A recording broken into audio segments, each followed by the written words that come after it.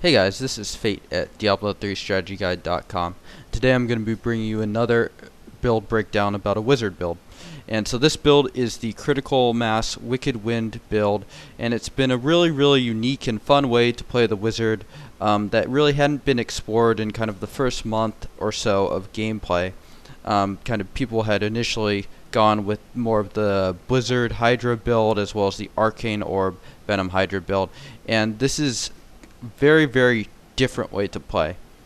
So there's a couple basic assumptions I'm going to be making throughout this video, and the first of which is that you are level 60, we are using level 60 skills and runes in this build, and that you are in Inferno difficulty.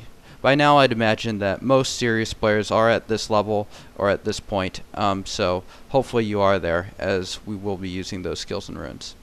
I'm also going to assume that you are reasonably well geared up or have some money to spend on gearing this build up. Because it plays out so significantly differently than the other popular wizard builds, you're going to have to gear for it a little bit differently, and I'll talk a little bit about that in this video, but please check out the attached blog post where I go into kind of the items much more thoroughly, kind of breaking down where you can get a lot of these individual attributes that you need to make this build work.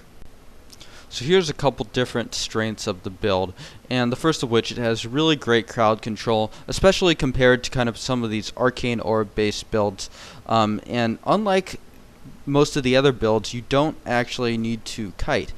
It's actually beneficial for you to just pop right in the middle of mobs, the more the better, in a lot of ways, and just spam away. And it's just fantastic crowd control, which makes it really good against several of the affixes that several of the standard wizard builds have trouble with, such as fast, teleport. Those all become extremely easy. Some of the affixes that this does have trouble with are shielding, fire chains, teleport are all a little bit tricky. And what I kind of really like about this build is that it really takes advantage of several of the wizard's defensive skills. Energy armor combined with prismatic armor is really just a fantastic defensive skill, dramatically increasing both your armor and your resist, and this build really utilizes that, as well as diamond skin, which is also a fantastic skill. So let's get into some of the gameplay. Alright, so you're going to see me taking on a couple elite packs here. And if you take note, I am using Frost Nova, and if you look at the bottom part of the screen, you'll see the deep freeze icon right there. It's really important that you try to trigger that, and that of course is triggered by Frost Novaing 5 or more enemies within one Frost Nova. And so what that rune does is it increases your critical chance percentage by 15%, which is really a significant amount. In addition, the other reason why you want to kind of get in the middle of these mobs is that the more enemies you're hitting with your AoE blast that surround you, namely the Frost Nova and the Explosive Blast, the more chances for crit you have. And so you can see in this clip, I'm just kind of rounding up a ton of mobs, and you can see just how quickly they go down. And if you just look at the bottom part, and you can see the cooldowns of my Frost Nova, Explosive Blast, and Teleport, they are just getting re-triggered very quickly. And so the key component of the build is to be able to chain these crits together in order to continuously cast these 3 spells. And you can just kind of hold your pinky finger on the shift key and just continuously spam 1, 2, and 3 together, which is basically what I do.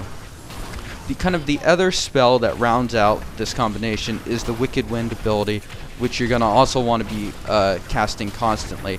And this also serves a similar function. It doesn't have a cooldown, so it's often used to kind of wind up the build and get it ready to trigger, is that it also triggers these crits continuously.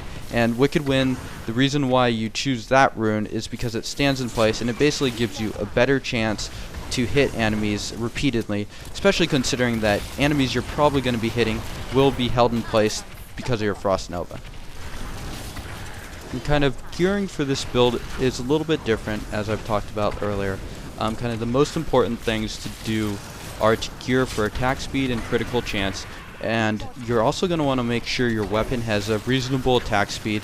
It's definitely not a good idea to be running with a slow two-hander in this build, as simply attacking faster will give you more chances to hit trigger critical chances.